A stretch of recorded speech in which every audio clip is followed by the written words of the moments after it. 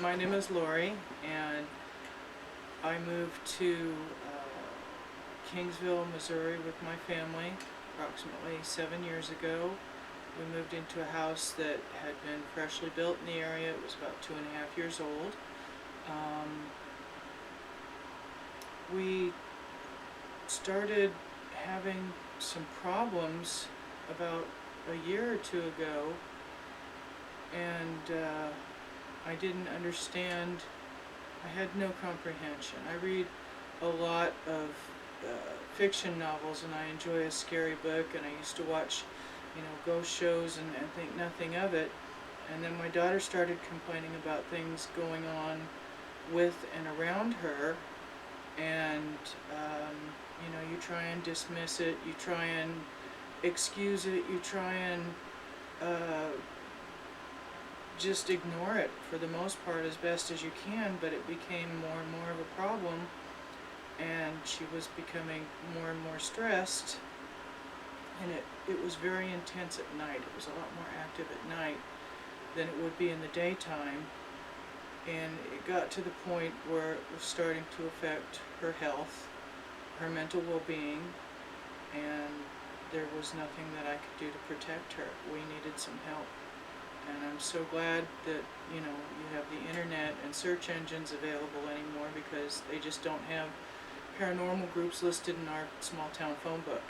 So we got online and we found Mr. Lugo and his 10th Dimension Paranormal group, and I was just desperate to help my daughter. I got in contact with him. I had to go out of town, and I didn't want to leave her because she was just being attacked. I begged him and his group to please come out and help us. It's such a hard feeling when there's nothing that you can do to protect your child. So he got right back in contact with us, and they made room. I just, am so blessed that they were able to come out and do something, because I couldn't. So I was still out of town, but they came out and they went through the house with Rachel and my husband. I'm sorry that I wasn't there to see all this happening, but even though you make the arrangements to try and do something about it, it's still so hard to believe that you're living this, that you have to accept that there is a problem, that there is spirits, that there is things that were supposed to be kept in books and in movies, and not in real life. They came out and they helped for a little bit, but the activity still persisted, and it got to the point where she was drained. She was not able to sleep. Whatever was coming in at night was attacking her physically as well as mentally, in that it would just drain her energy. She wasn't able to sleep. She had no energy.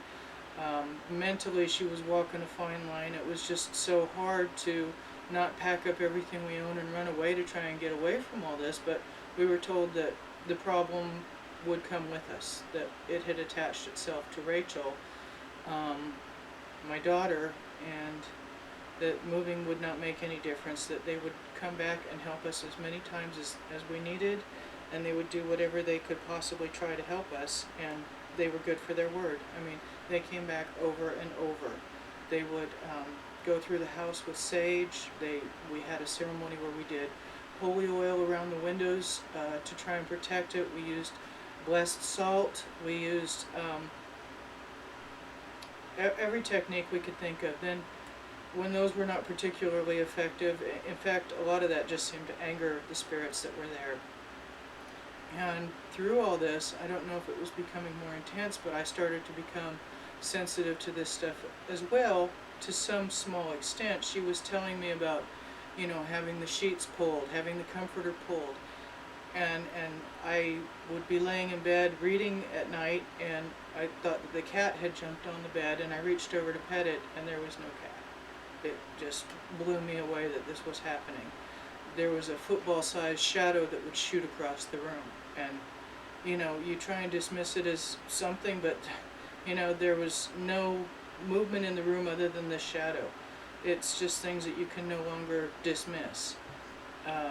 We have a lot of pets, and it would attack the animals. It was affecting them as well as the people in the house. I would have the dog sleeping on the bed and something would be poking it. The dog would keep getting up and moving, getting up and moving.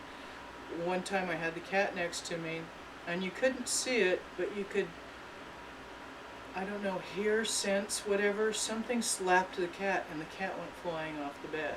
It was just spooky. It would go into the bird cage at night and we'd find feathers plucked. The birds would be in a terror. Just the cats, the dogs, the daughter, myself, my husband was not really sensing it, but he could see the crisis that we were going through and was, more than willing to do whatever he had or could do to possibly get some resolve to this situation. Hector Lugo and his group came back again and they suggested a religious solution to the problem. It was a 7-day candle cleansing where we would keep candles lit 24/7 in the rooms with the most activity, and every morning and every night we would say Psalms 23, and we left the Bible open all day in that room, and we would come in and find the pages turned or whatever it was, and you could just sense things. We'd open a closet door and you'd see hangers moving, or something a sheet of paper would fall out of the closet. I mean, once again, easily dismissible, and yet if you started to actually believe this was all going on, you could also say that there was something else in there with you. It didn't feel right in the house at all. It was not a lack of religious belief. I had a minister come into the house and do blessings in the room. I had tried everything we could, and it wasn't enough.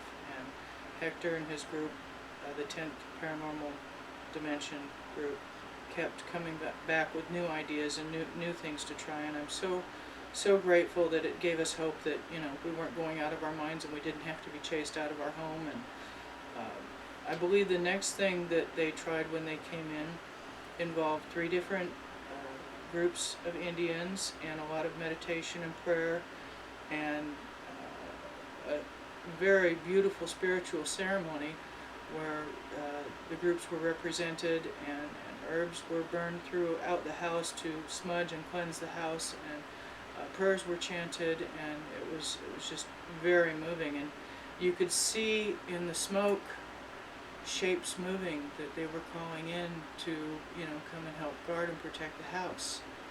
And that was really the most effective thing that we've had done to this day, because it helped quiet everything down. It's not all gone, but it's much easier to live with at this point. The large thing that was draining my daughter, that they've called an elemental, I just call it a monster. They had another associate of the group try and teach my daughter how to communicate with it. It wanted to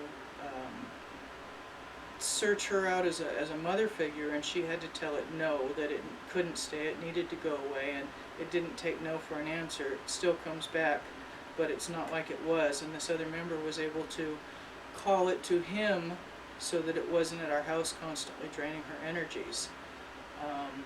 She's had a lot of health issues, and we're still going through that, and I don't know if one thing is related to the other. It's just, it's so unnerving. It's just as spooky as it can possibly be, and I wouldn't wish this on anybody. I'm just glad that we found that there was somebody, a lot of people who are willing to put in a lot of time and effort and energy to help us, and I'm very grateful for all that. And if this helps somebody else, that's the reason that we're doing it.